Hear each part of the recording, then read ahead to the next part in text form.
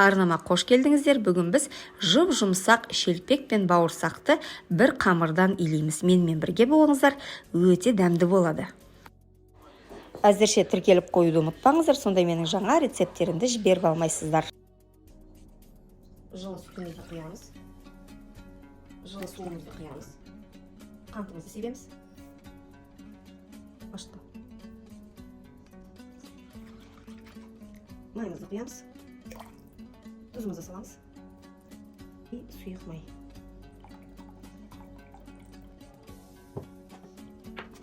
Илеуіштен ұнды өткізіп, жұмсақ қамыр илейміз. Ұнды аса көп салып жібермеңіз. Осындай аз-маз қолға жабысатындай қамыр болу керек. Қамырдың иінін қандырып илейміз.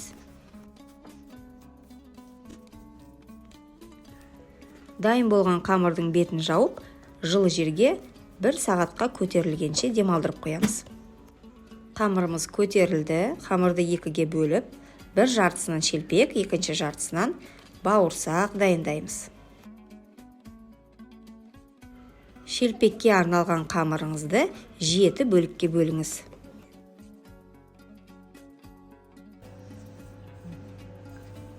Как раз жетіні қазір аналардан жегізейік. Бауырсақ еще. Әрқайсысын оқтаумен жұқалап жайып, дөңгелек пішінге келтіреміз.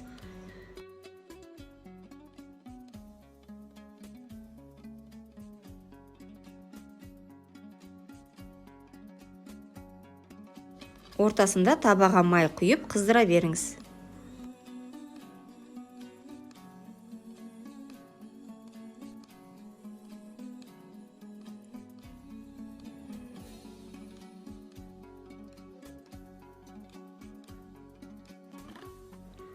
Қамырдың қалған екінші жартысынан бауырсақтар кесіңіз.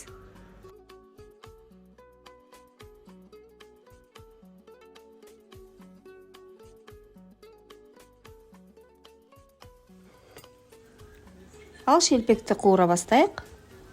Қызып тұрған майға саламыз. Шелпек ашық сарғыш болғанда екінші жағын аударамыз. Майда көп ұстамаңыз, әтпесе майды сіңіріп алады. Шелпектің майын ағызғаннан кейін тәрелкеге түсіріп алыңыздар.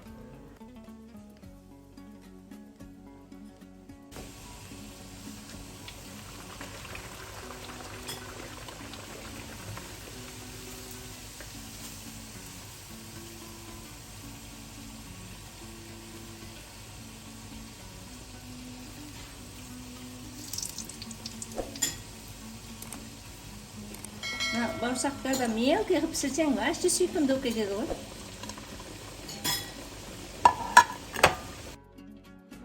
Араларында майды қыздырып алып, бауырсақты қуырып алыңыздар.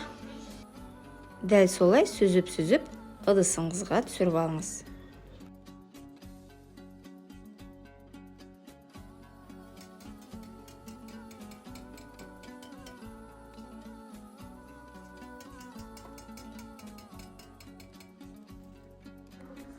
Жеті шелпек пен бауырсақтарымыз дайын болды.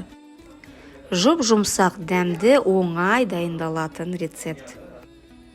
Егер бейне ұнаса, тіркеліп кетіңіздер, лайк басыңыздар, пікір қалдырыңыздар. Сонда менің жаңа рецепттерімді жіберіп алмайсыздар. Бейнені аяғына дейін назарлағаныңыз үшін рахмет. Оқылған дұға ниеттеріңіз қабыл болсын.